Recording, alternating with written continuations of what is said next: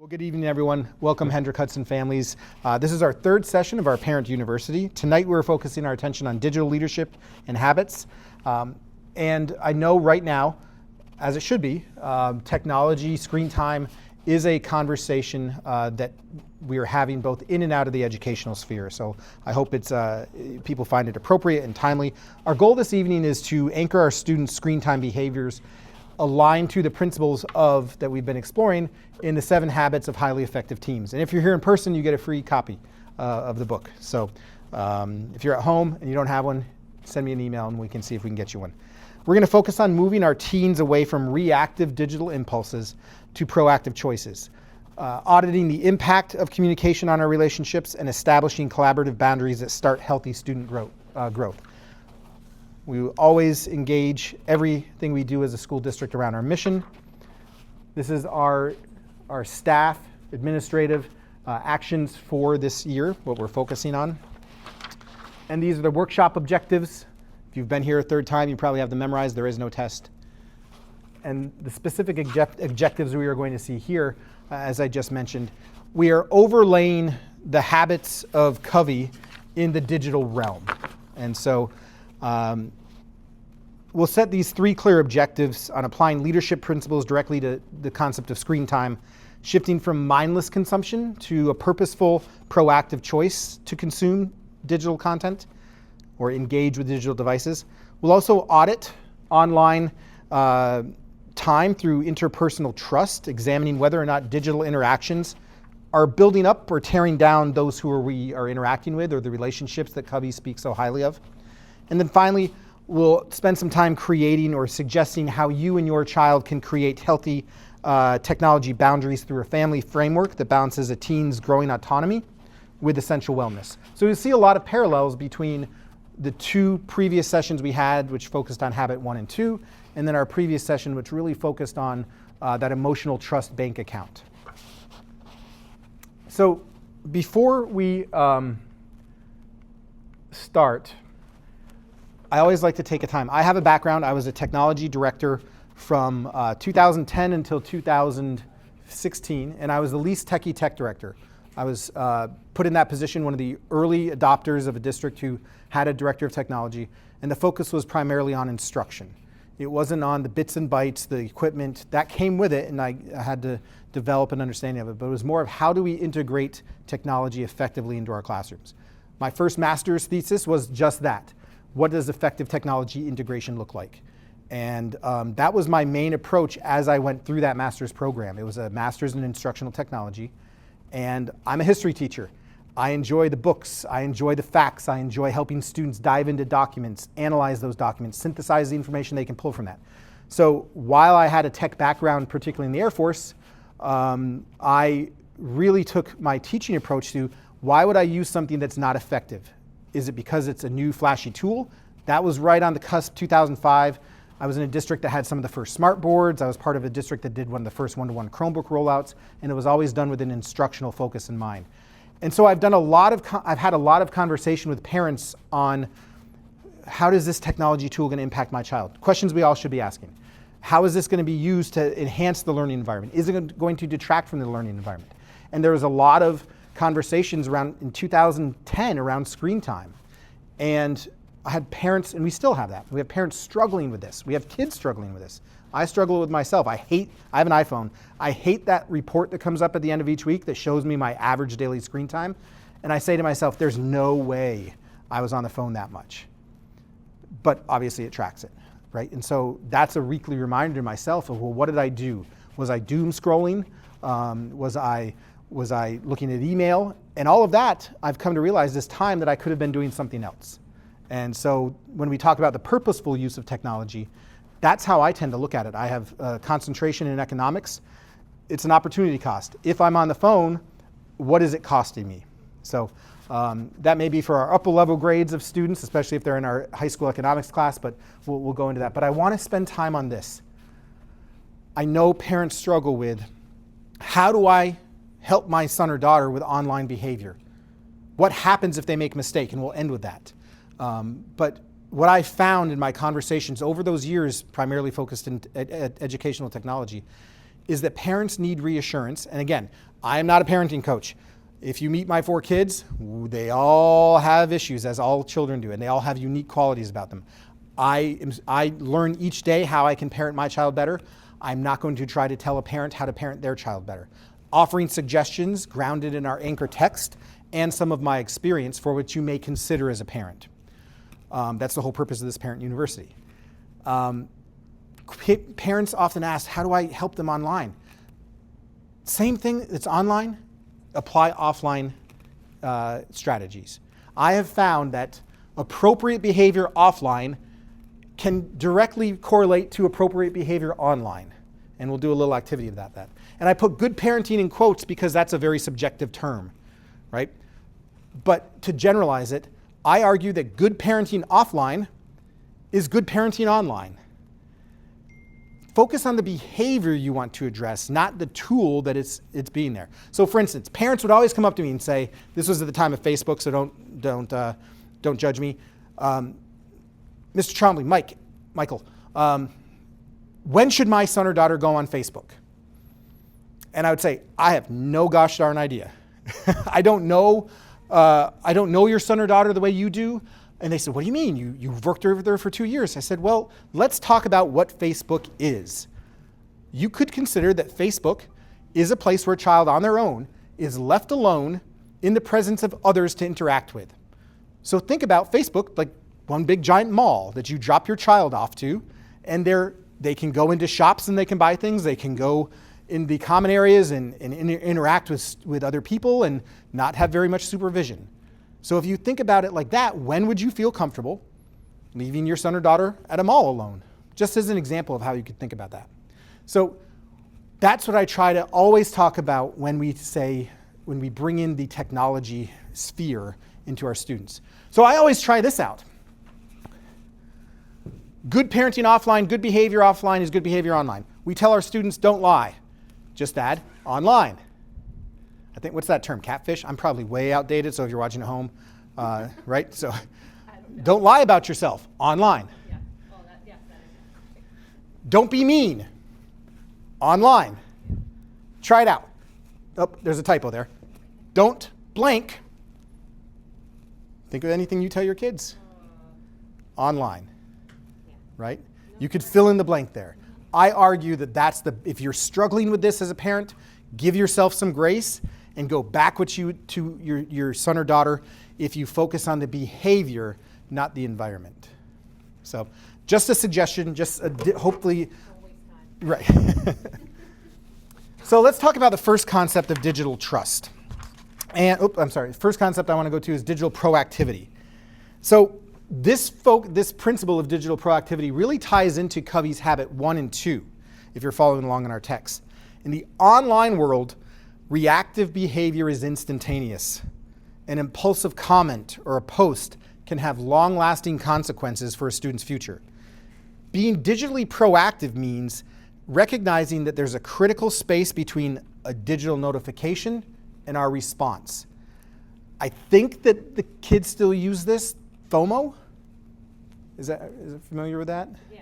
The fear of missing out. Yeah, I don't know if they use that. Okay, well, so I'm dating myself. But I think they live it. They live it. I don't think they use the term. Right. But they definitely live it. If I see a chat pop up on any app that I'm using and I don't respond to it right away, I'm going to miss out. Yeah. It's that fear. We're talking about digital proactivity. Pause before we deal with something. Parents can support children, I argue, by helping them develop the habit of just simply pausing before they post or pausing before they check. Using those devices with purpose, ensuring that their online presence reflects the true values, protects their long-term digital reputations. I also call this term a digital footprint. And what would your digital footprint or what would your son or daughter's digital footprint look like online? I'm not talking about cookies. I'm talking about what they have left behind. Their breadcrumbs. What have they posted? What have they shared? We talked about the difference between Web 1.0 and Web 2.0. Web 1.0 was people put content online so you could consume information. Web 2.0 was where people could create information. And then that opened it up to what I call often the seventh layer of Dante's Inferno, the comment function, where you can interact with all of the content online. This digital reputation, for those of you, a quick story. I was a brand new teacher in 2005, Pelham Memorial High School, and I think I said this. A student came up to me and was really forlorn. I just wanted to use that word today. It was on my word use bingo, but was really upset and said, "Mr. Trombley, why aren't you my friend?" I said, "Whoa, you have enough friends. I will not be your friend." He said, "How can you not be my friend? You're a teacher." I said, "Exactly. My job is to be a professional educator to you. I can be a caring, trusted adult, and I don't do that by being your friends. You have a whole bunch of friends here." I said, "So, but tell me more." He said, "Well, you didn't friend me on MySpace." I said, there I'm dating myself. I said, "I don't have a MySpace account." He goes, "Yes, you do." And he pulled it up. A student had made a Mr. Trombley MySpace and was friending all of their friend groups. I loved the MySpace they created for me. It said I went to the University of Minnesota. I was a middle linebacker. A little off. I went to Minnesota State University. Didn't play college football. But I learned something then. I need to control my online presence. So I went out there, and I still do this. I will sign up for every major social media account, but I never use it. So that way my identity is mine. Nobody can steal it. But I choose not to engage in that, except one. I use one tool in a limited role, and that is Twitter. I am mtrombley12. I have not posted probably since I took this job. Just not the time. And I think that the comments in Twitter have gone down to that Dante's Inferno level. So I choose not to use it. But I own my digital footprint for the most part. Yes, so the crowd said, now I have YouTube. Used in a purely, hopefully, professional way. It's purely for professional posts. Other concept of using a device with a purpose. Why are we using this? Are we using it to doom scroll? Are we using it for schoolwork? Are we using it for a little bit of entertainment? Are we using it for a lot of entertainment? So these questions, when we talk to our children, can really guide us into, hey, just pause before you post. Think before you speak. Offline behavior, online application. What do you want your digital reputation to be? Most students have an idea within themselves of their ethos of what they want to be known as. Let's support them in making that online as well too. And then also, everything we should do, I used to have, if you were to go back and see Mr. Trombley, social studies teacher, Pelham Memorial High School, I was in the hall. And I would always say, walk with a purpose. And kids used it as my tagline. And I actually learned this from a coach. Instead of just walking off the field, or if you don't have to run, walk with a purpose. I would demonstrate to my students what walking with a purpose is. This is how most students would walk between classes. And they'd wonder why they were late. Walking with a purpose, you'll never be late. Excuse me, walking through. Excuse me. And sometimes they'd laugh about that. But there's a difference. Let's use our devices with a purpose. Can I build up an online reputation? Positive. Can I build up who I want to be in my next stage of my life? Can I prepare for that? If I want to be an author, do I have a blog? Have I done book reviews? All these positive applications of the tools that we have out there. Also thinking about this, where do devices reside?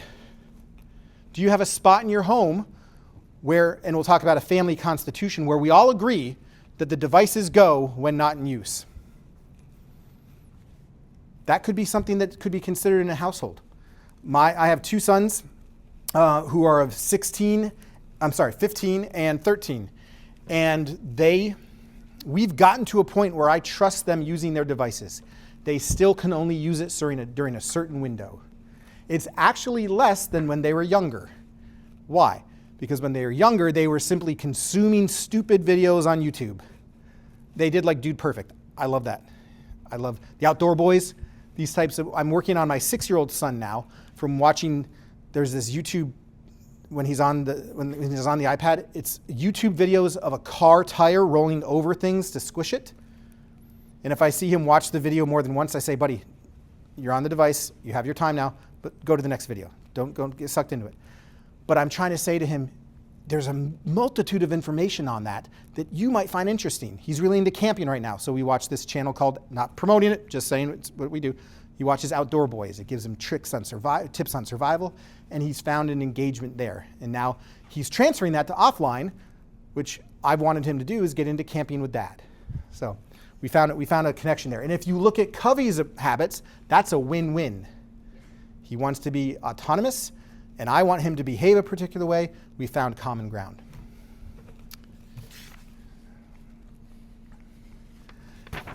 I talked about my sons having less screen time use than they did when they were little, or different.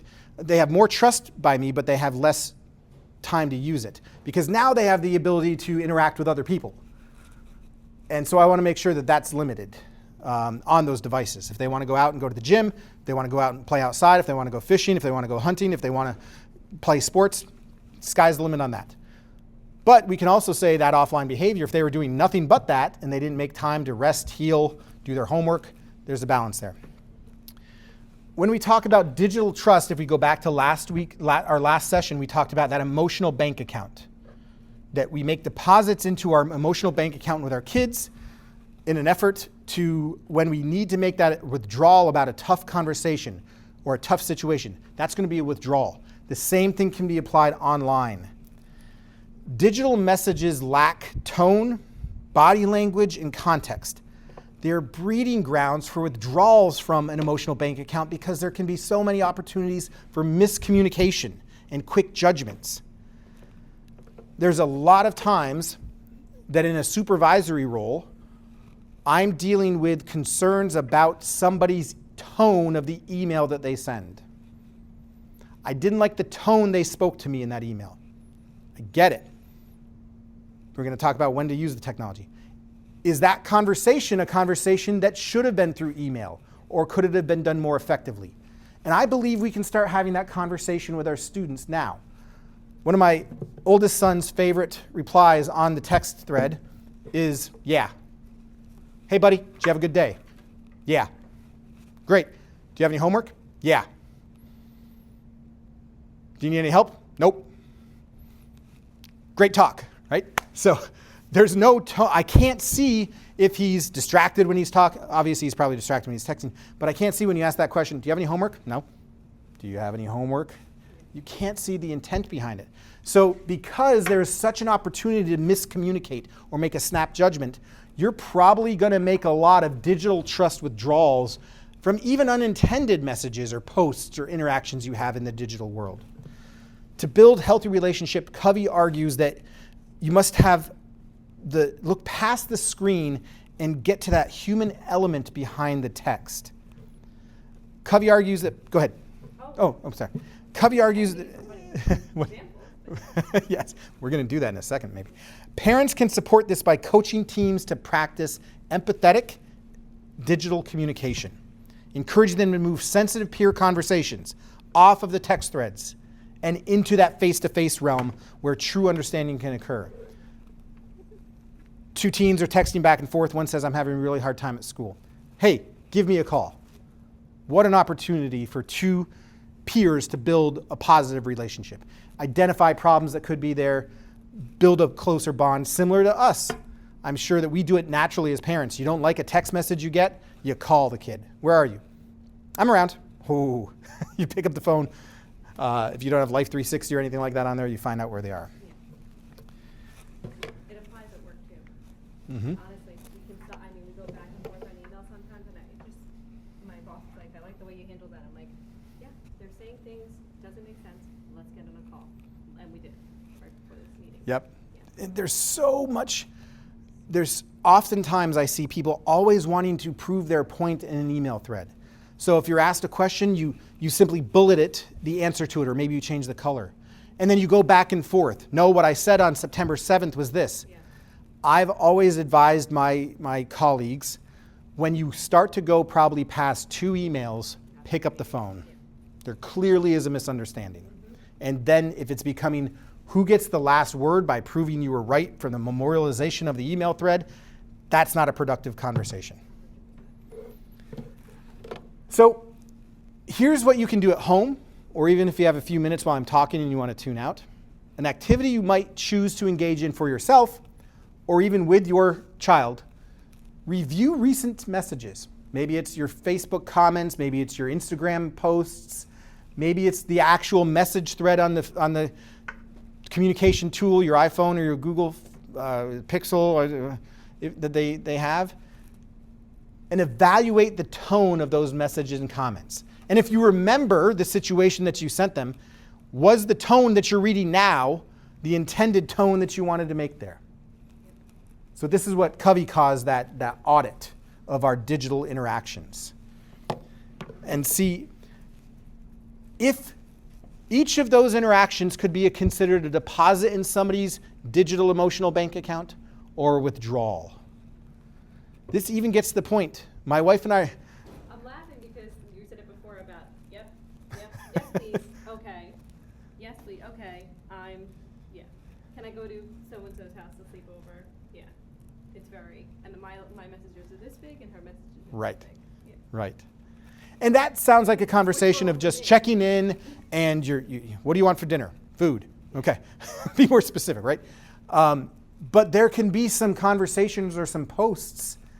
Like I always say, if you have to clarify a post, you're probably making a withdrawal from that emotional trust. Because my wife and I are dealing with a situation, and she said, I want to send this email, and I want them to understand where I'm coming from. I said, okay, so write the email and don't send it. If you still have that desire to send it tomorrow, send it, and leave me off of it. No, 100%. I have a friend that when we have certain topics, I send it to her first, and I'm like, because we are in a group together, everybody knows this makes, it's like I just need to get it out. Yep. And then I didn't need to send it later, 100%. So good to just like put it out there, let somebody else that you can trust read it, not send it to the person you want to send it to, and then Yep. you just kind of, you can get over the situation. And now we have the additional layer of AI, where you can say, make the tone more professional, make the tone more compassionate or collaborative. And it may be a good check. Grateful. Make it grateful. And it may help you. It could be, I find that as a useful tool. I may not always use it, but at least it helps me consider some language that I'm dealing with a difficult situation. I want to express my empathy with it because of this event, but I also want to draw a line with what I may be willing to do. And normally what I end up doing is I pick up the phone. Yeah. Right? Maybe pick up the phone. Oop, lights are shutting off. Okay. Covey argues that we should help our children establish those tech boundaries. Those are all the things that go back into where do the devices stay at night. I have a friend who does not allow the devices in the classroom, even the Chromebook that is sent home by the school, in the bedroom. My wife, we have a 3-year-old and a 6-year-old. She's now 4. I'm sorry, Stefania. She turned 4 on Tuesday. Happy birthday, Stefania. I wasn't there. I was at the budget vote. It's okay. If you watch the board meeting, you know where I was when she was born. I was in a board meeting online in the delivery room. My wife was super thrilled. We're an educator family. So we're bad at this. Our kids are on the devices when they get home. After they go outside, after their homework is done, they want to watch YouTube. My daughter loves Unicorn. She watches Unicorn Academy on Netflix. She watches Danny on Netflix, which we've gone from Blippi to Danny to Unicorn Academy. And we feel bad, but sometimes we need to do things, and running around at crazy time with slime or with something like that going on the walls caused a little bit of stress, so sometimes they just naturally gravitate to devices. We're now trying to establish the boundary that at the dinner table, even if daddy isn't there, the phones are down. So much so that my 6-year-old son now, every time we call to dinner, he goes, do we have to talk tonight? We don't have to. I've never responded that way. I've always gone yes. But we're not bringing devices. Yep. And I'll be honest, that's for me too. It's hard for me not to do it. Because I have that FOMO of if my work phone goes off, what am I missing out of? So it's still a struggle. Digital notifications, like we were just saying, constantly mimic urgency. But is it always urgent? Drawing our students away from things that they could have been working on, that little beep, that notification. It could be a family connection they're being drawn away from. and necessary sleep. I know that some of the tools are putting in place do not disturb, those types of things, which I think are helpful, but are really slow in catching up to what we know is healthy. Parents, I argue, could have structural support where necessary in this. Helping our children separate what is truly important from what is merely a persistent and digital distraction. I was going to put it in there, but there was I forgot it, the researcher.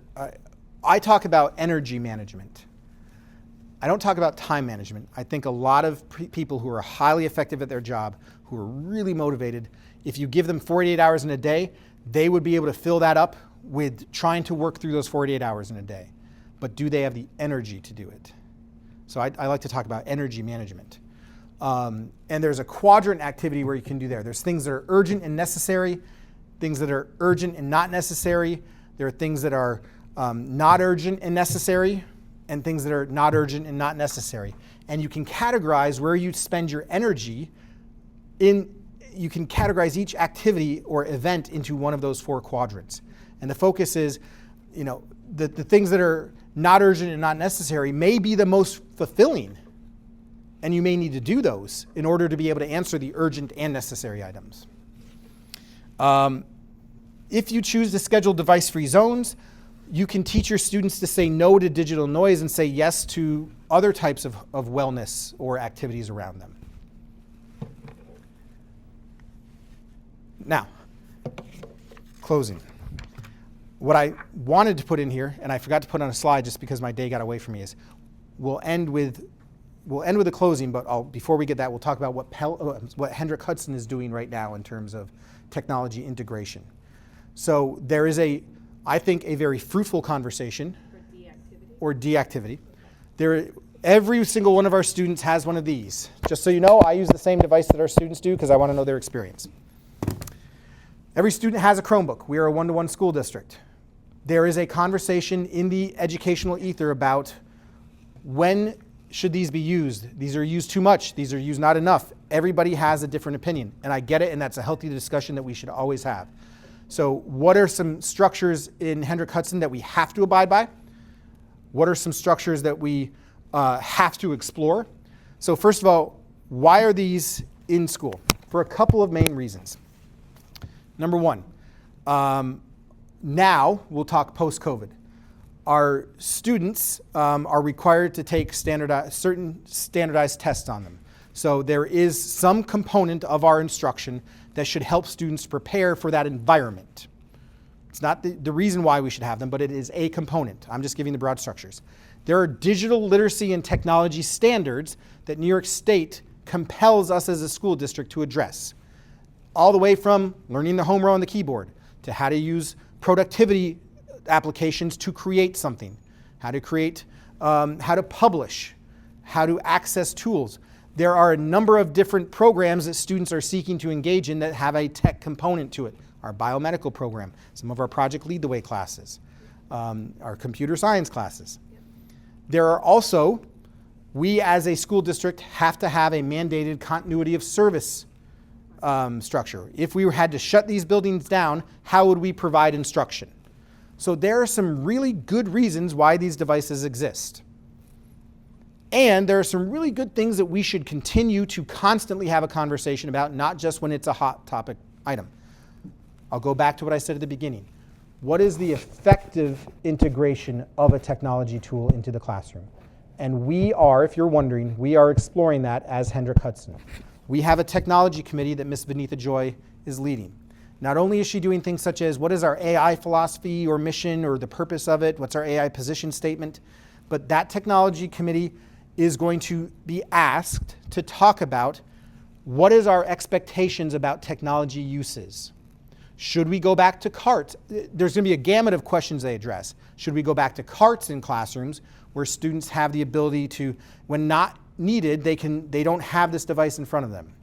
I've seen many teachers be very effective in saying, hey, you don't need your Chromebooks right now, but we're going to need them later because I'm going to want you to submit something to the Google Classroom or through Schoology. So do me a favor and go to Clamshell. Everybody's at Clamshell? Okay, here's the next level of instruction I'm going to give you. Right? And that's a visual look to keep students off of that. Still, I argue the most effective tool in a classroom is a highly effective and caring teacher. If that was not the case, we probably would have replaced them by now, but we haven't, so what do we see? Our teachers are the most important component of an instructional environment. And so we will be spending a lot of time talking with our teachers, talking with parents, particularly in the next coming months as we go into summer and gear up then for the next school year next year, talking about in our technology plan, how do we effectively use technology in the classroom? I think everybody got used to the fact that we needed it while we were in COVID. And now the good question to ask that we will not shy away from is, when should we use these tools in the classroom? And that would include things such as, well, do they have to go home at night? What if I don't want my child to have to go home at night? Those are all things we will be exploring in these conversations. And just remember, when they write, it's creating synapses in the brain. Mm-hmm. So we've been deadening that piece. And why are they not retaining information? It's because they're not writing consistently and kind of every day in classrooms. They're not. I would argue that. Not enough. Yes, I would argue that different modalities of producing information help a better synapse to be made, right? Because part of my research in my first master's thesis was why technology in the beginning, because a lot of times technology can make tasks that can be repeated over and over again easier, allowing us to create different types of synapses. So not that I can look inside my brain and see what's going on there, but that was just some research that came out of that. But you're exactly right. Different modalities of production create different synapses. And then this also, if we're wondering why our kids can't sit still at times, it's because of the dopamine rush that's pushing them. And we're also wondering why are they apathetic? They don't care anymore. Part of that is also part of it is contributing to that. Mm-hmm. So have we been enabling these problems that exist in the community today? So how do we help pull it back, as you say, and find the right balance in the classroom? Mm-hmm. Especially, high school, I get it. K to 5. Yeah, there were a lot of schools that went 1-to-1, 6-12. Mm-hmm. COVID obviously changed that, right? And I'm old enough in this world to say when we went to COVID, there were some districts that got hammered for not having enough devices. Yeah. So if you were to ask me what do I think is going to happen, we're going to have the number of devices that we have students, yeah. But we're going to have better conversations and support our teachers with understanding perhaps when we use tools. And those teachers' voices are important in that. Absolutely. Right? And parent voices are important as well. Additionally, too far. So how do we help everyone get right. to the middle, to a common ground that makes sense for teachers, parents, students? Because think about it. Let's say you were a teacher who never wanted to go in the digital realm and COVID hit. You were forced to. Yeah. And you probably put a lot of darn time and effort into that. Mm-hmm. And you've done all those things that you needed to do to survive for those 2.5 years, maybe 1.5 years here, right? And now they're telling you not to do that? Well, look at all the work I just did, right? That's tough, and we have to support our educators with that. Another thing, it was just on my mind, and it was a brilliant thought too. It'll come back to me. Oh, where'd it go? I'm pushing 48 right now. I'm 47. I've never forgotten things before. My parents will say differently, but so those are all the types of conversations we will be having and working through our site-based teams, working through various committees and other stakeholder groups. I wanted to close with this because it has stayed with me. I was giving a presentation at a regional event about screen time, and this was years ago. And we were talking about choices, a similar topic, digital citizenship, they call it, digital interactions. And a parent came up to me because a component of that presentation was, how should kids behave online? How can we stop them? Oh, I know what I was going to say. I'm sure, as I do, because I have 4 children who are school-aged, when they come home and they have this, and I see them doing homework, but they're on a game. Why can't the school do anything about that? I promise you we are. By having this device, we purchase most of our devices through BOCES, and by having a device in school, we must follow laws that say we have to monitor and filter these devices. Filter for content. And we have to block inappropriate or non-educational websites as defined. We pay for a filtering service. There isn't somebody who looks like Mike or a teacher with a tie or somebody in a room updating that filter. That filter, as soon as they block one site, there's going to be another site that our wonderful and astute students will find. Exactly. Just as soon as you have a piece of malware that's blocked, there's a new one that comes out. So I'm going to ask parents who are watching this at home, and I'll ask you to trust me here, that we are doing everything we can by law to filter and monitor these computers. We don't want these computers used to anything for educational and development, but educational and development. There may be a time where a math game is appropriate.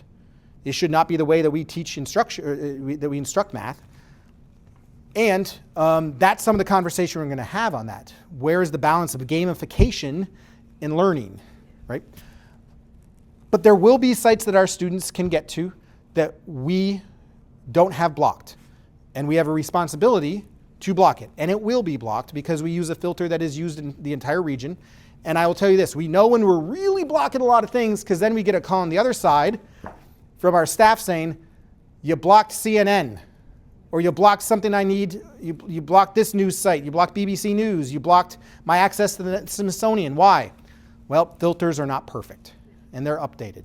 And so we will always continue to try our best. If there's a problem, please reach out to the help desk or to Vanitha Joy, and we will make sure we address that. Is there personas? Personas, as far as like if you are a 12th grader, you can access these sites. To the extent, I'll have to find out specifics from Vanitha, but to the extent I know on our email server, on Gmail, we do not allow email to come into the lower grades. Right. We don't allow outside groups to email them, but as they get older, that I believe is released because they're interacting with colleges and internships and things such as that. So I can't email Johanna. Right. If I send something to her, I can't. Yep. But I just said like teacher versus. Oh yes. There are different. We call them categories. So teachers normally have a less restrictive. Normally the technology department has a wide open filter to test things out, right? But it does have to be COPA and SIPA compliant, the filter that we use, which is the Privacy and the Children's Internet Protection Act, which deals with primarily lewd, obscene websites. So going back to that, I was delivering a talk, and I'm going to have to wrap up because I do have a 6 o'clock that I can't be late for. And a parent came up to me and said, you know, my daughter was at a party and there were photos. And those photos went online. What do I do? And I said, again, I can't tell you how to parent, but here's what I would do if that was my child. I'd probably ask her if she's okay. That'd probably be the first conversation. Are you okay? I care about you. I'm here for you. Because she probably doesn't feel okay. Part of young developing minds is that they are going to test boundaries and they're going to make mistakes and they're going to make poor choices. I believe as an education system, we have to understand that poor choices are going to be made and they should not necessarily be the persona that a person carries with the rest of their lives. I can only imagine if there were these phones that could record everything we do when I was a child, learning and making mistakes. I mean, Close my eyes and still see stupid stuff. so our children are experiencing things that many of us as parents did not have to deal with. So my first piece of advice is if a poor choice is made, listen and respond with compassion. If you did something similar, there's a chance for empathy, as Covey would say. We obviously have to address the behavior. That's clear. But you have the opportunity to rebuild your digital footprint. So I asked, the parent was very concerned. She's going to be going to college she got into a really competitive college, and I don't know if they're going to let her in now. And I said, well, tell me more about your daughter. And she was an aspiring author. She had done service time rebuilding in a foreign country after a natural disaster. And she was planning to do that again, go on another trip. I said, well, why don't you do this? Why don't you have her blog, I know it's dating me, but blog about her trip wherever she's going to do that service project. And then that becomes her digital footprint that is online now. and not the mistakes she made. So just as if we as humans who make mistakes hopefully are given another opportunity to rebuild our offline reputation, there are ways, I argue, that you could rebuild an online reputation. There's things that always live in the internet. But with logarithms, the more important thing, the more things that gets more clicks are normally the things that come up top. So, And there's ways to get it off too. yep. Yes, you can report it. Yep. Yep. So that's what I have. I'm sorry for my late arrival. Thank you for those of you watching at home. We have one more session where we'll round out our Parent University. I look to seeing everybody then. And thank you to our dedicated crew in the audience. So thank you very much.